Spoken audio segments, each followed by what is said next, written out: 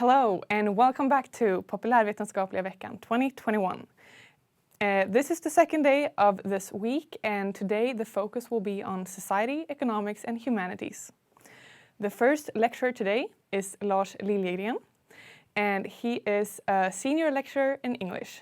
And also you can ask questions both in Swedish and English, and you do that on menti.com with the code 2314180. Thank you, and go ahead. Thank you very much, and hello everyone. Yes, my name is Lars Liljegren, and I'm a teacher of English here, but I also do research on translation, and I call this talk Breast and Prostitutes, or Shoulders and Ladies, Censored Translations of August Strindberg's Provocative Texts. So, I have focused this talk on Strindberg's short story collection Giftas, published in 2 volumes in 1884 and 1886. And Giftas was Strindberg's contribution to the so-called woman question, where he asks himself whether men and women are equal or not. And in Giftas then, Strindberg, he publishes his naturalist ideas also. He tries to show people that human beings are animals and as such have a sexual instinct which they need to follow in order to lead a harmonious life. This is only natural, and of course this was seen by the church as something that was challenging and dangerous. So this is because the church had said that man or human beings are made, that God made them, and Strindberg says, no, we come from animals, if you like. He was charged with blasphemy for criticizing the church, and this was based on something he wrote in the first short story in the first volume of Giftas, and we'll soon have a look at that. The first English translation, Married, was published in 1913, and the translator's name was Elly Schleusner. And it took me some time to find out why there were some strange things going on in this translation. And I found out that it was completely based on Emil Schering's German translation of Giftas, Heiraten, from 1910, which meant that Schleusner never saw the Swedish original. But Heiraten stays very close to the Swedish original, and any changes that I will show today have taken place in Married from 1913. It took 59 years until there was a new translation made, Getting Married by Mary Sandbach in 1972.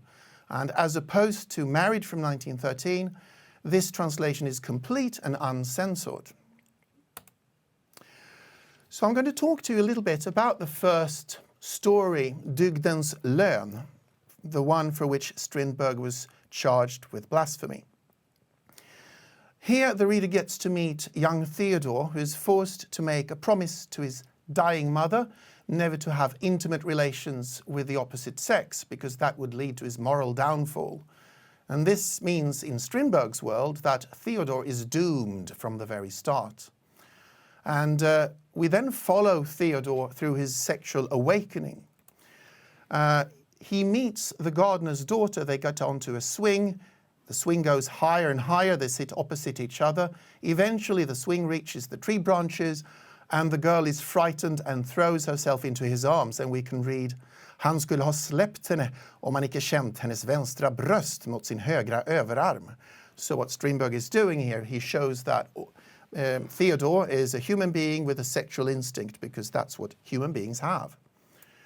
The German translation stays close to this and translates the word bröst into brust. But the first English translation reads, he would have let her go if her left shoulder had not been tightly pressed against his right arm. And so the sexual allusion is lost on the English reader. And it took 59 years for the breast to be reinstated again in the 1972 translation. Now Theodore's sexual instincts have awoken, and soon he sees the chambermaid in the corridor, only half dressed. And we can read, han ville ta fatt henne, trycka hennes bröst, para sig med ett ord, ty nu var kvinnan endast hona för honom. And at the time Strindberg wrote this was rather provocative and shocking.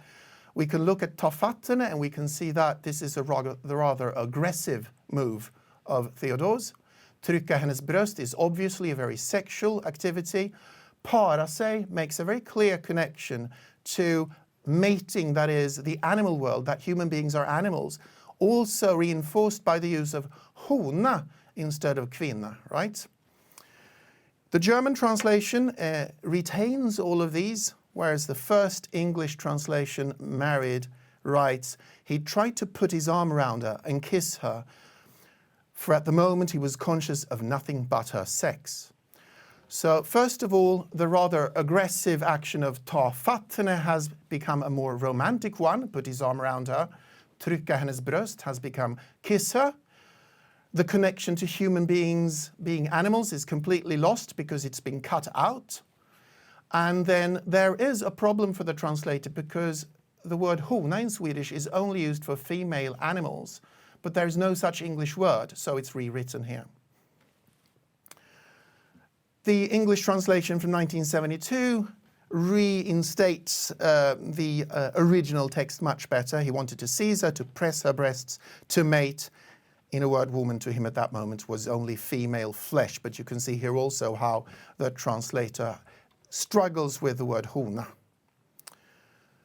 Towards the end of this story, Theodor is completely broken because he has tried to live up to this the promise he made to his mother not to have sexual relations with the opposite sex.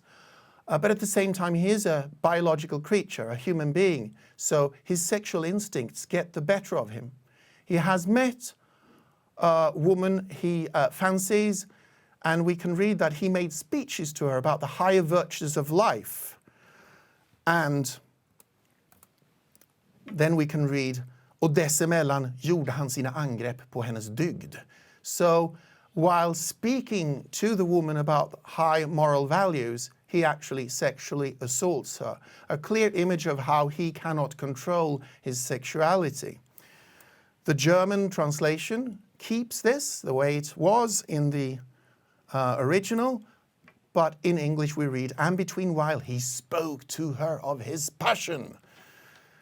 What's interesting here is whereas Theodor in the Swedish text actually violates the norms of Swedish society and sexually assaults this woman. In English, he does exactly what one should.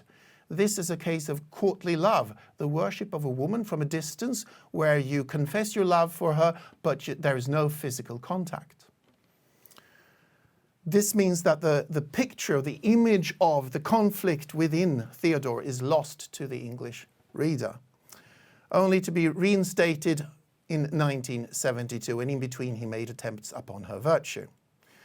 Now, whereas there are very, very many similar passages in this story, I will not dwell on those, there's no time, but we have to talk about the passage for which Strindberg was charged with blasphemy. And this is when he talks about Theodor's experience during the Holy Communion in church. And it reads, så blev han konfirmerad på våren. Det uppskakande uppträdet och överklassen tog ed av underklassen på Kristi lekamen och blod. Att den senare aldrig skulle befatta sig med vad den förra gjorde, satt länge i honom. Det oförskämda bedrägeriet som spelades med Högstedts Picadon av 65 öre kannan och Lättströms majsoblater och 1 krona skålpundet, vilka av prästen utgåvs för att vara den för över 1800 år sedan avrättade folkuppviglaren Jesus av Nasaret kött och blod, föll icke under hans reflektion. Ty man reflekterade inte den tiden, utan man fick stämningar. And as you can see, there are quite many words here that are very critical of what goes on in church, such as det uppskakande uppträdet and det oförskämda bedrägeriet, and Jesus being described as a folkuppviglare.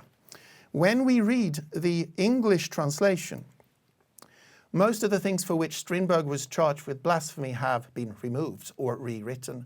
The uppskakande uppträdet has become the moving scene, which is the complete opposite, one might say. That this oath was taken på Kristi lekamen och blod has been completely removed. The oförskämda bedrägeriet has also been removed. And if we go to the bottom here, folkuppviglaren, which could be translated in different ways. Here they have chosen a neutral word, agitator, and added the word great, which makes it seem as though this was a fantastic man who was nice and did good things. That means anyone who heard about Strindberg being charged with blasphemy in Sweden, going to try and find out why that happened, will not really understand it, because the things for which Strindberg was charged with blasphemy had been removed. This image of Strindberg as an aggressive and sexually explicit and therefore shocking and provocative debater and writer was well spread. Here are some images from the Swedish press, and on the very left you can see Strindberg taking the Swedish Academy to task. They were often not in unison. Then the two pictures on the right are from the so-called Strindberg feud. That is when Strindberg and the Swedish author Verner von Heidenstam were upset about the way the other person wrote, and they fought it out in the press. And you can see how people's image of these two authors was very different. In the very right picture you can see Heidenstam as a nobleman with a sword, one of the soldiers, I think, or officers rather, in the regiment of the Swedish king, Charles XII. Where Strindberg is the caveman with a club. And you can see a similar image in the middle. And notice there also the Viking helmet underneath Strindberg. And his official reputation in the English-speaking world was that of the woman hater, the mad Swede, the terrible Swede, the bedeviled Viking. So long before Strindberg actually even appeared in English translation, English people had a very clear idea of how Strindberg wrote and how he was as a person. And then they read these first translations that were censored, and the image does not fit. Now, the main reason for these changes having taken place can be found in the Obscene Publications Act from 1857, when Queen Victoria ruled. There was the belief that if the weaker members of society, and those were, of course, women, children and servants, if they were to read immoral literature, they were likely to become immoral themselves, so they had to be protected. This law wasn't changed until 1959. Then there was a new censorial law, and suddenly Strindberg could again be translated, and now what he had previously said could actually be reinstated in these translations. But it took a very long time. And now I understand that several of you are thinking, but look, this is a long time ago. How can this possibly be interesting to today's situation? Well, I'll show you.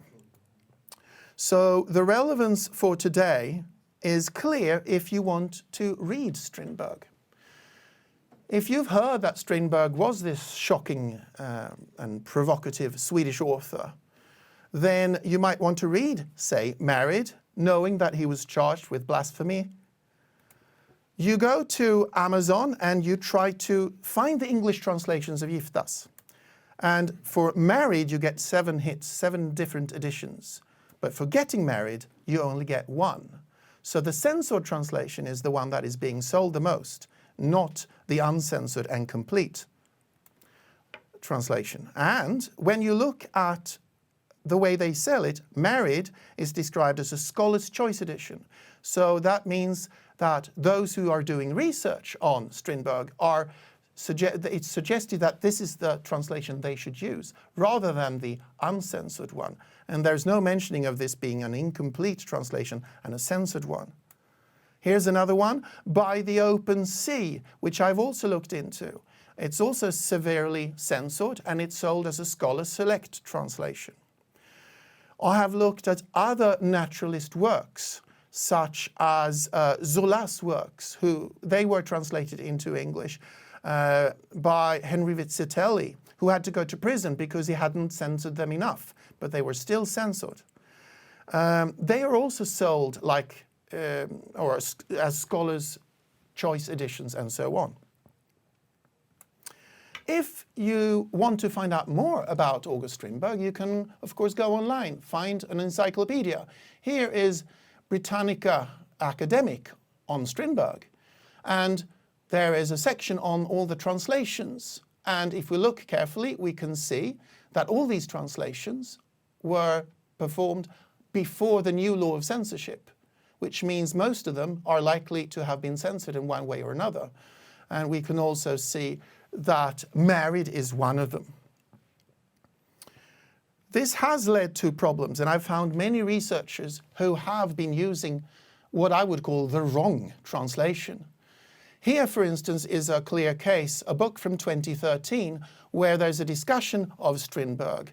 And you can see on the second line, in the short story Dygdens Lön, Strindberg presented a kind of autobiographical sketch of his confirmation, with an incisive description of the hypocrisy of religious education in society.